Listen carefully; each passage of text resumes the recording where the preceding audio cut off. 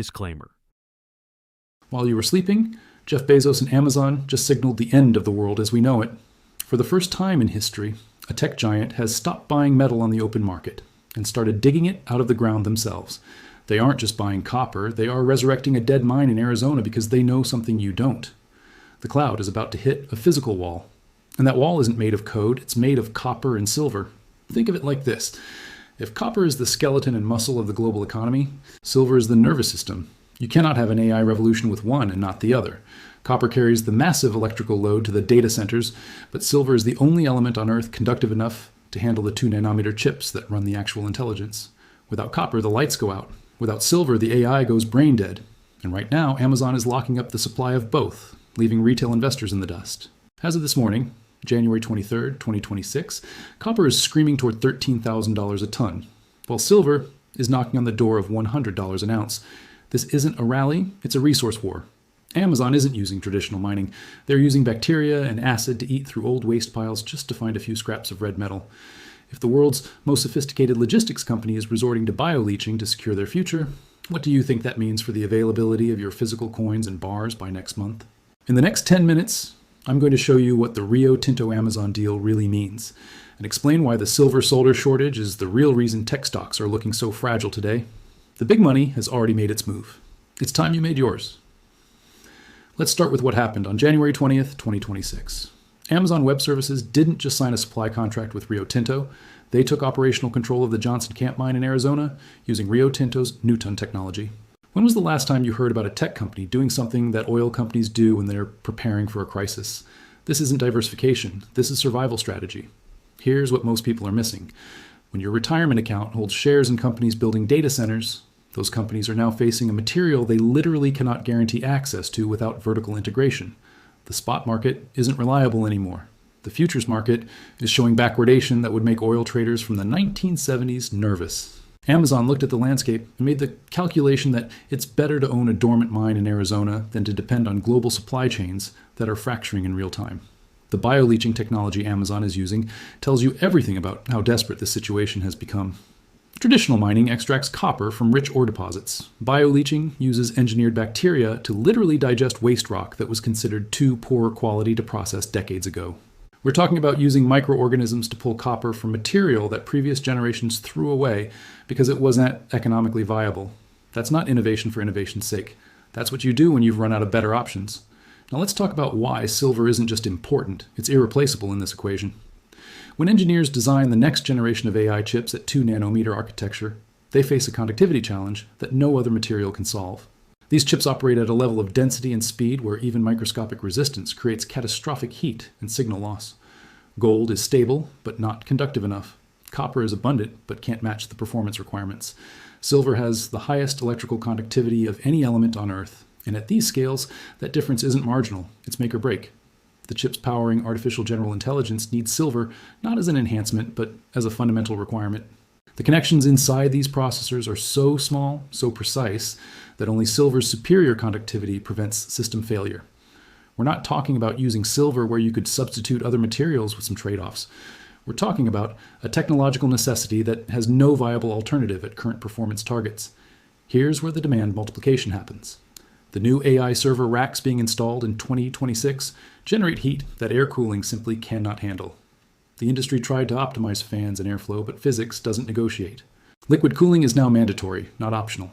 And liquid cooling systems require approximately 3 times more copper piping than air-cooled systems, plus specialized silver-containing fittings to prevent galvanic corrosion that destroys the infrastructure. When different metals touch in the presence of liquid coolant, they create electrical currents that eat through connections. Silver acts as the neutral bridge that prevents this degradation. So every data center built for AI workloads doesn't just need more copper than before, it needs silver in applications that didn't exist 5 years ago. The solder connecting these cooling systems, the fittings that maintain pressure, the connections that can't afford to fail when you're running trillion parameter models 24/7, all of it requires silver. Amazon sees all of this and understands something most investors haven't grasped yet. They see a 17-year timeline to open new copper mines, according to industry data, compared to 10 years, just a generation ago. Environmental reviews, permitting battles, community opposition, these factors have made it nearly impossible to bring new supply online quickly. They see mines concentrated in countries that may not share American interests long term. They see a future where competitors might have access to chips and servers, but without the physical infrastructure to power and cool them, those machines are worthless. The Johnson Camp mine isn't just a hedge against rising prices. It's a strategic asset in what is becoming a resource competition that will define technological leadership for the next decade. And if Amazon, a company with virtually unlimited capital and some of the smartest logistics planners on the planet, feels the need to bypass the market entirely and resurrect dormant mines using bacteria, what does that tell you about where supply and prices are headed? Let's talk about what's already happened to these markets, because this isn't speculation. In 2025, copper prices rose 42%. That's not normal commodity volatility, that's a structural shift. But here's what should really grab your attention. While copper climbed 42%, silver surged 154%. Silver moved more than 3.5 times faster than copper. Why would silver move so much faster if they're both tied to the same technological trends? The answer reveals everything about where the real opportunity lies. Copper has large strategic stockpiles, government reserves, established recycling infrastructure. When prices spike, there are buffers that absorb shock. The market has deep liquidity and multiple sources of secondary supply. Silver has none of those safety valves. There's no lender of last resort for silver. Central banks sold off their silver reserves decades ago. The strategic stockpiles that existed during the Cold War are gone. What you see in the market is what you get, and when industrial demand surges, the price moves violently because there's nowhere else to find supply. Silver is a smaller, thinner market that amplifies every supply disruption. Right now, with copper knocking on $13,000 per ton and silver approaching $100 per ounce, we're watching that amplification in real time. The silver market is telling us something that copper's larger, more stable structure is masking.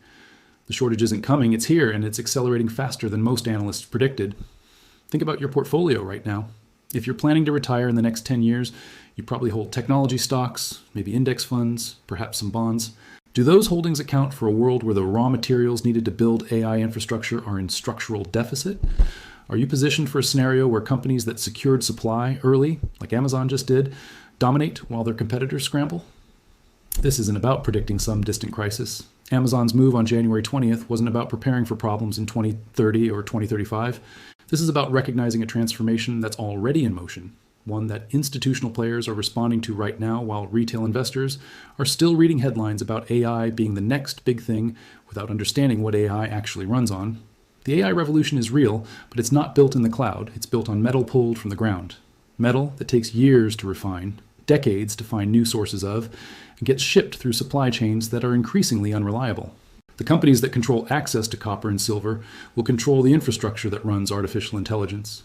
Everyone else will be renting access at whatever price the market demands. Amazon just showed you their hand. They're not betting on AI software. They're betting on securing the physical materials that AI cannot exist without. They're using bacteria to extract metal from waste rock because traditional sources can't meet demand. They're taking operational control of mines instead of trusting commodity markets. These are not the actions of a company that believes supply will sort itself out. The moves happening right now in late January 2026 are setting the stage for a repricing of these metals that will create massive winners and painful losers among investors who thought they were all riding the same wave.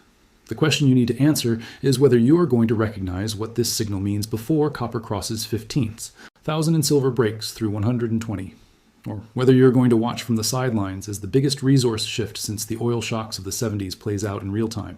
If this information is already shifting how you think about your investments, do me a favor and hit that like button right now.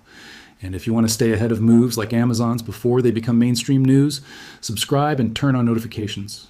The institutional money doesn't wait for CNBC to explain what's happening, and neither should you. Now let's dive into the data that proves why this shortage isn't just probable, it's mathematically inevitable. Here's a number that should make every investor pause. According to S&P Global's report from January 8th, 2026, the world is facing a structural copper deficit of 10 million metric tons by 2040. Let me put that in perspective for you. 10 million tons is roughly equivalent to the entire annual copper production of Chile, the world's largest producer. We're not talking about a temporary shortage that gets resolved when 1 or 2 new mines come online. We're talking about a gap so large that even if every planned mining project succeeds on schedule, which never happens, we still fall short by a margin that would have been unthinkable a decade ago. But here's where it gets worse, and this is the part that explains why Amazon took such a drastic step. The timeline to open new copper mines has stretched from 10 years a generation ago to 17 years today. Think about what that means. If a mining company decided right now, in January 2026, that they wanted to develop a new copper deposit, they just discovered that mine wouldn't produce its first ton of copper until 2043. We're talking about your grandchildren's high school graduation before new supply comes online. Why has the timeline nearly doubled? Environmental impact assessments that used to take 18 months now take 3 to 5 years. Permitting processes that were relatively straightforward in the 90s now involve multiple layers of federal, state, and local approvals. Community opposition has become more organized and more effective at delaying projects. Water rights, indigenous land claims, endangered species protections, all of these legitimate concerns add years to the development process. I'm not saying these protections are wrong, I'm saying they're real, and they're making it nearly impossible to respond to surging demand with new supply. So you've got demand for copper exploding because of AOS infrastructure, electric vehicles, renewable energy installations, and grid modernization, all hitting at the same time. And you've got supply that's essentially locked in place for the next decade and a half because we can't build new mines fast enough. The math doesn't work. Something has to give, and that something is price. Now let's talk about what's driving that demand explosion, because the liquid cooling revolution is consuming copper and silver at rates that weren't in anybody's models 3 years ago. When data center operators ran traditional servers, they could cool them with fans and optimized airflow. The heat output was manageable.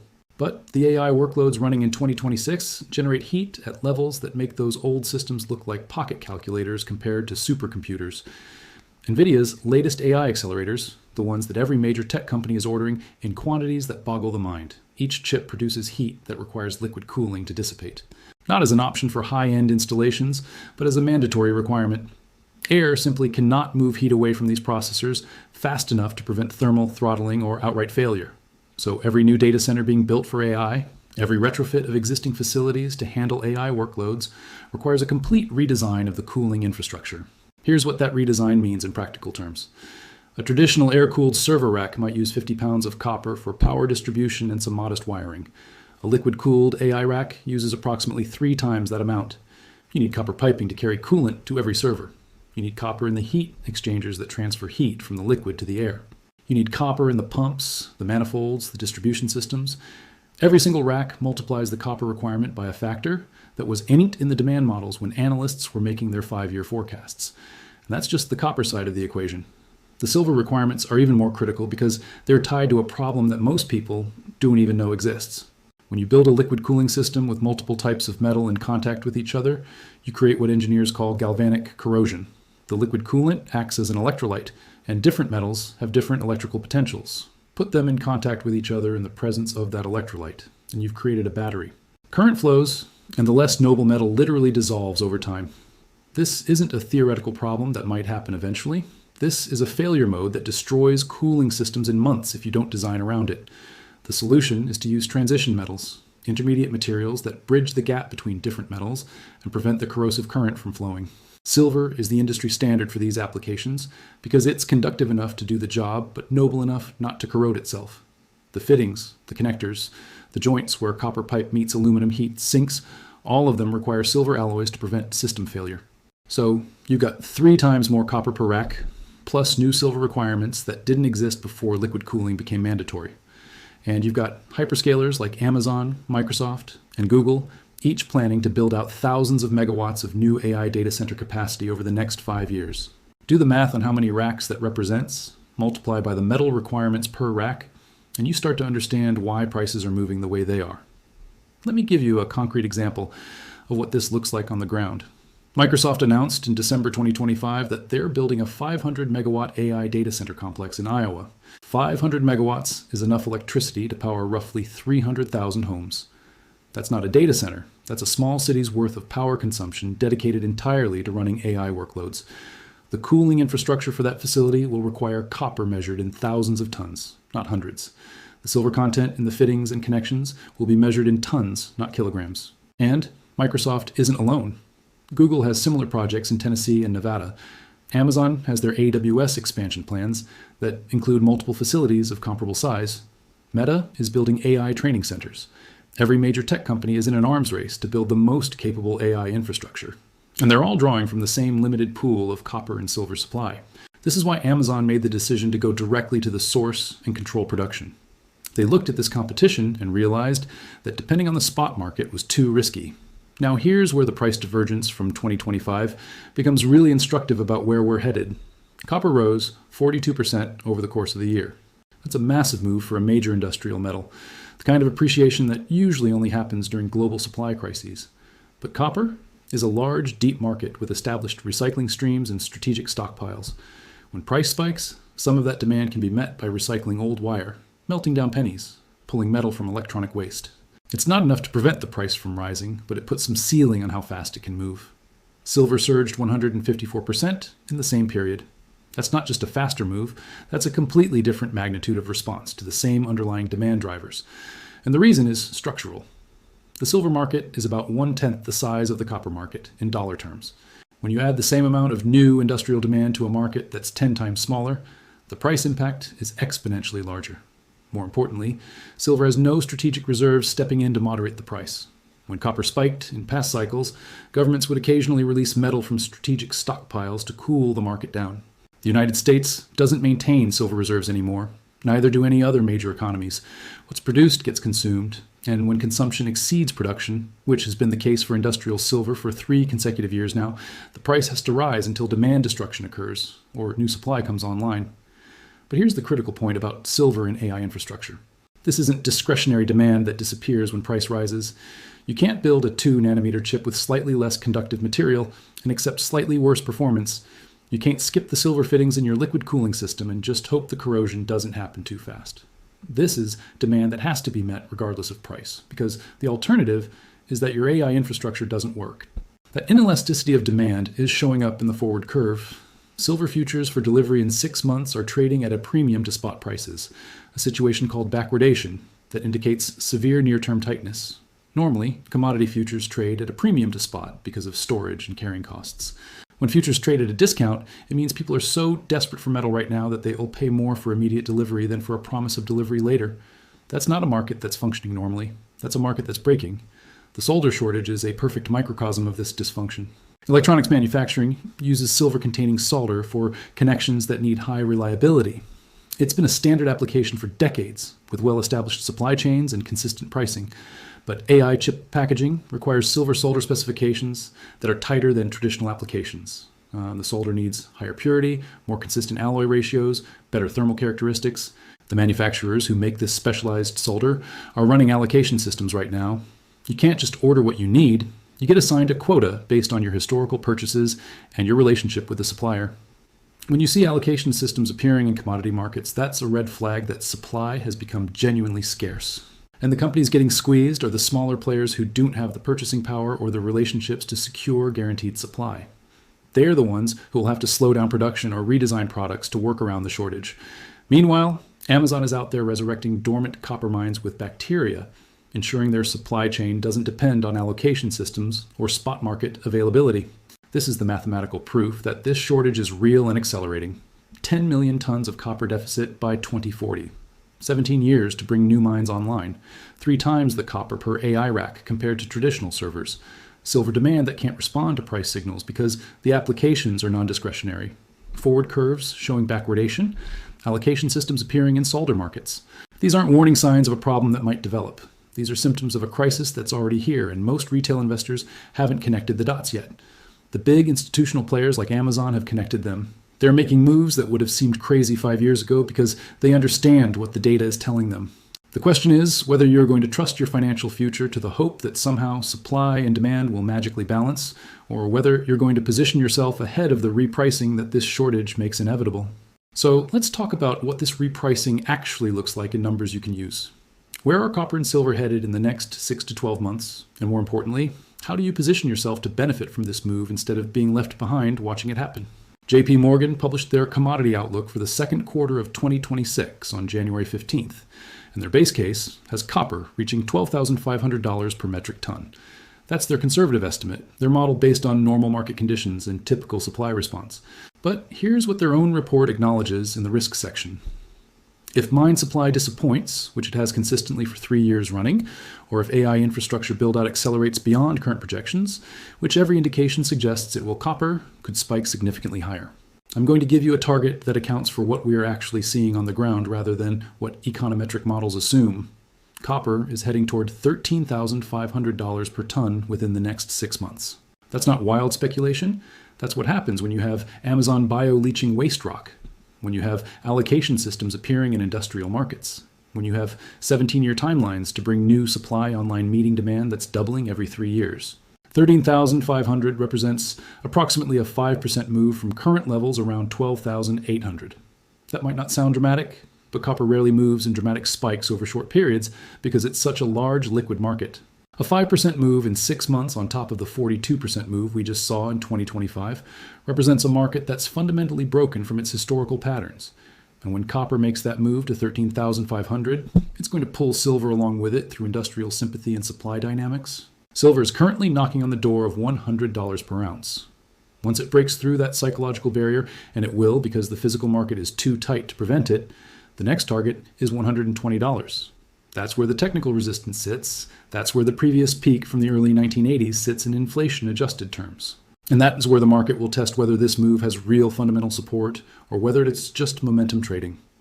Let me tell you why silver gets to 120 before this year is over. The industrial demand we've been discussing, the solar applications, the cooling system fittings, the chip manufacturing requirements, none of that is price sensitive in the way traditional commodity demand usually is. When silver was at $30 an ounce, companies used it because they had to. At $50, they kept using it because the alternatives don't work. At $70, $80, $90, they're still using it because you can't build AI chips without it, and you can't cool AI data centers without it. Meanwhile, mine supply of silver comes primarily as a byproduct of other metals. About 70% of silver production comes from mines that are primarily digging for copper, lead, or zinc. When those base metal mines slow down because of labor issues, environmental challenges, or ore grade decline, silver supply falls automatically, even if silver prices are screaming. The silver market can't respond to price signals the way gold mining can, where higher prices directly incentivize more exploration and production. So you've got inelastic industrial demand meeting constrained supply that can't respond to price, and you've got a market that's 1/10 the size of copper, trying to absorb the same magnitude of new demand from AI infrastructure. The math points to $120 and probably higher before equilibrium gets restored, if it ever does. This might be the new normal, not a temporary spike.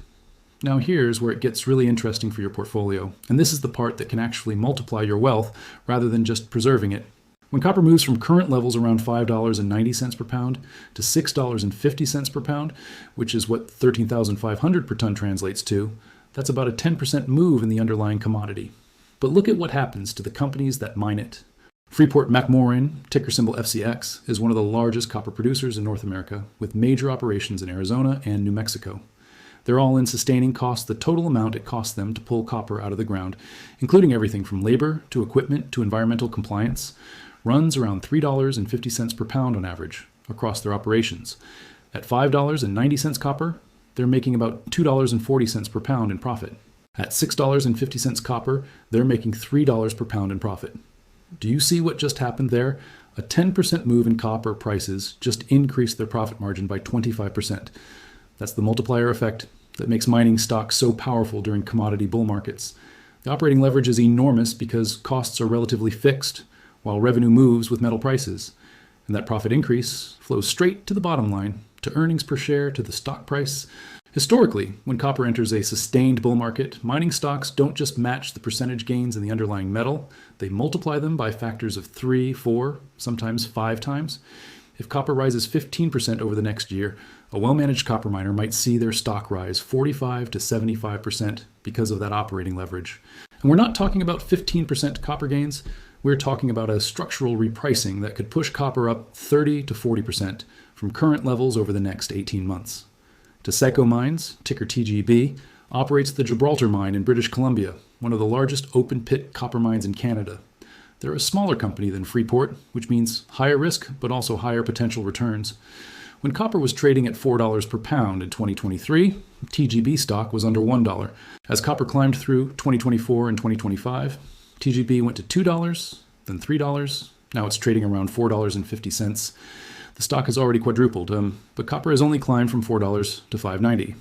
The leverage is real. If copper hits $6.50 as I'm projecting, and if silver reaches $120, which pulls up polymetallic miners that produce both, stocks like Freeport and Taseko could see another doubling from current levels. That's not guaranteed. Market conditions matter, company-specific execution matters, But the fundamental setup is there. The companies that control supply in a market where supply is constrained and demand is surging are going to capture extraordinary profits. But here's the critical warning. And this is where most retail investors get it wrong. You can't wait until copper hits 13,500 and silver hits 120 to start positioning yourself. By the time those prices are on your screen, by the time CNBC is doing special reports on the copper shortage and silver's historic run, the mining stocks will have already made their big moves. The institutions buy on the fundamentals, on the data we've been discussing. Retail investors buy on the headlines after the move is largely done. Amazon made their move on January 20th when copper was at $12,000 and silver was at $93. They didn't wait for confirmation. They didn't wait for consensus. They acted on their analysis of where supply and demand are headed. That's how you build wealth in commodity cycles. You position yourself ahead of the obvious, not after everyone else has figured it out. Let me give you one more piece of data that should crystallize this opportunity.